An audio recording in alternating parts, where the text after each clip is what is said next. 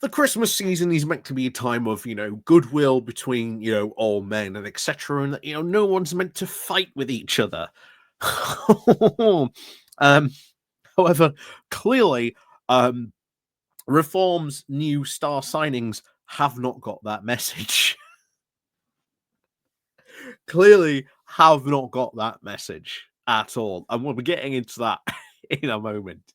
However, the more Reform starts to gain a momentum, the more questions, first of all, are going to be asked about the structure, of the party. The fact that, Nigel Farage in the current party's constitution is pretty much president for life. The new chairman of, apparently, Reform is apparently meant to be changing things. However, from what at least we can see so far, the changes have been cosmetic at best. Apparently there have been sweeping reforms made to make Reform an actual functioning proper political party. However, it doesn't look that way on paper still. Will things change maybe in the new year? I highly doubt it.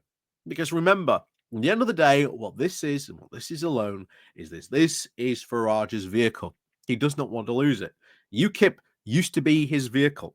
And if you know anything about UKIP, the party structure, Farage hates it because Farage was constantly at odds with the ruling body that any other political party has. He was against them constantly, fighting against them all the time, hated their decisions, hated that they couldn't do this, hated that they wouldn't do this, basically because it would mean a lot more money for him, not allowing him to dictate with all the stuff the party used to do. So Farage has been very, very resistant to do this. And of course, so too was Richard Tice, who also agreed with Farage and said, well, let's set it up like this so that you're pretty much in charge. And currently Reform UK still is in that position. Will it become an actual proper, political functioning party? I doubt it. And certainly as long as Farage is around. But Ben Habib, obviously, being one of the biggest outspoken voices in that, even recently himself now lamenting that Reform UK is not going to change, and as a result has now openly left the party after criticising it in a very big and dramatic way.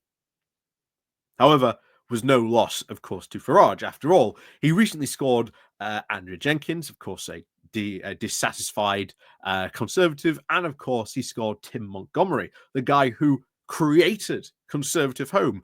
Maybe, who knows, this year we might be seeing Reform Home. Who knows? And quite frankly, I would love that. Like, are you kidding? If we could get something like Conservative Home for Reform UK, that would be a content gold mine. Like, oh boy, prospecting that on a daily basis would be an absolute fortune in content. But, however, today we're going to have a look at the falling out that is currently ongoing. Because when you've got two big signings like this, the last thing you want them doing, first of all, fighting against each other, and of course, maybe eventually either one leaving the party or both of them leaving the party over their disagreements. And if you know anything about Farage's past party exploits, probably one of those two things is going to happen. So before we do get on covering more of this, please do remember to click the like, share, and subscribe button. And of course, down below there is the Patreon page. There's the Buy Me Coffee link, and of course, there's the Pony Club down below as well. And of course, I am going to be recording very soon the big review of 2024, where we're going to go all through what's happened all this month. Well, not this month, but all these months of this year. There's been a lot happened this year. So I will be recording that sort of very soon. So if you do want to see that, like I say, join the Pony Club, join the Patreon. You'll be able to see it there. You'll be able to watch it there. And of course, like I say, thank you very much to everyone who does help and support the channel that way. So, as always, let's crack on then into this. So, Reform's now new signings already at odds. Not good. Not a good sign. And of course, there's Farage with his 100,000 members. How true of course, that is, we don't know. They haven't, shall we say, opened their books to saying, this is how many members we actually have. So, Nigel Farage's, of course, reform was very cock-a-hoop when they signed up the Tory defectors Andrea Jenkyns and Tim Montgomerie, that within just days of each other. So what a tragedy it would be that they are now already at each other's throats. The pair are now publicly squabbling over the weekend after Andrea Jenkyns, a 3-month former education minister, attacked her then former colleague, ex-Tory MP, and Kinderkutsch, the crackpot Miriam Cates. It's always a good story if it involves Miriam Cates. Cates, of course, is now inevitably a GB News presenter. Again, surprise, surprise. But who knows how long? Like I say, they've been doing a lot of booting out of presenters. So she's now a GB News presenter after losing her Penistone and Stocksbridge seat at the general election, and has now penned a piece for a new employer's website questioning whether reform has actually a coherent political philosophy. This now immediately earned a rebuke from Jenkyns, who described her now one-time political soulmate on Twitter as, quote, part of the problem of the demise of the Conservative Party. I've said this time and time again. The Conservative Party is just so fractured that even Cates and Jenkyns, who were pretty much on the same side, the slightest thing will just go voof and tear them apart, and they are now at each other's throats. So she said, you publicly called for Boris Johnson to resign and, of course, backed Rishi for leader. You only won your seat because of Boris and Brexit. Incidentally, you voted to remain, but didn't then back Brexit. And I recall you celebrating the net zero carbon capture. You have had somewhat very different views of late. At least the Reform Party UK are listening to the electorates. Again, always funny to point that out. However, out of nowhere, in comes Tim Montgomerie.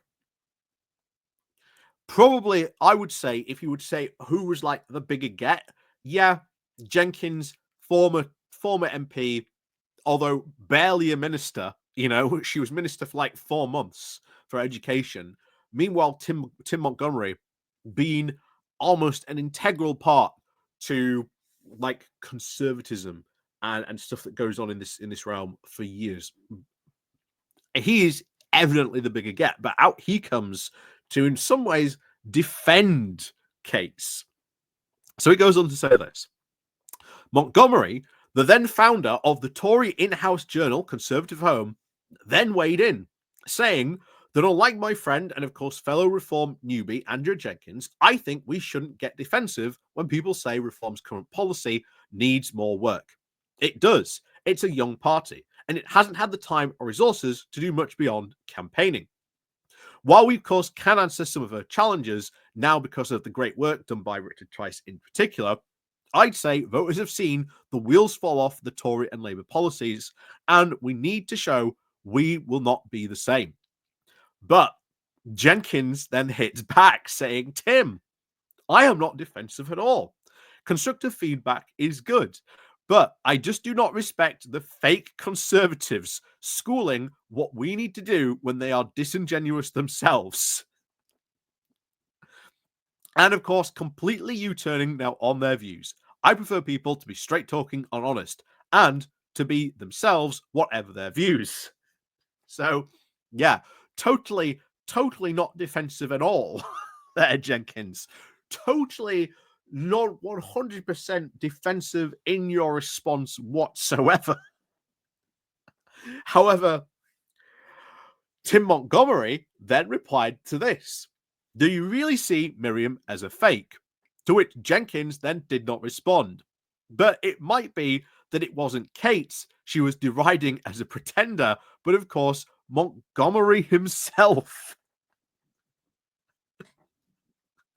So already, there is trouble in paradise. That these two great gets for reform, these two somewhat, especially with Tim Montgomerie, somewhat as a substantial coup, barely Conservative Home didn't even write an article about it. They brought it up in a couple of articles, like mentioned it, like, oh yeah, Tim Montgomerie's gone to reform. That's your former editor, guys, walking over to another party. I'd think you would at least maybe have the gumption to either A, go and interview the guy, former editor and all.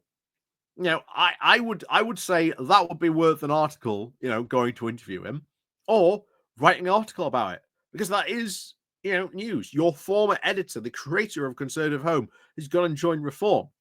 What's his reasoning behind it? Why has he done it? What does this say about, the future of conservatism? Kind of a big story in itself. When Conservative Home, as I always said, why we've covered Conservative Home over these number of years, why we always keep on going back to it, is because it has so deeply embedded itself into the Conservative Party and has almost become a mirror of like what is going on in the party. And it talks about stuff that doesn't end up going in the mainstream media. Indeed, as we've said before, you get pieces from like Daniel Hannan and other conservatives who clearly are writing these pieces for like the Telegraph, Times, etc. But then they're turning them down. But meanwhile, they're all right because they know at least they have a fallback position if the article gets rebuffed. They'll go and put it in Conservative Home. And then if they're really lucky, then the Times and, will sort of then take it up. So yeah, interesting times. I think 2025 is going to be once again, a very interesting year for the Conservatives. But we'll probably be talking a lot more about that in our big review of the year. So, like I say, if you want to watch that, sign up to the Patreon, join the Pony Club down below. If not, you can buy me coffee. You can actually buy individual videos now from Patreon. So if you just want that video when it's up, when it's out, like I say, I'll do a post when it is out. You can just go and buy that video if you want. So as always, thank you very much for everyone for watching. Thank you for everyone who does help and support the channel. And like I say, have a very, very merry festive period, as it still is. And of course, have an absolutely fantastic new year. So as always, thank you very much for watching. I'll see you all next time.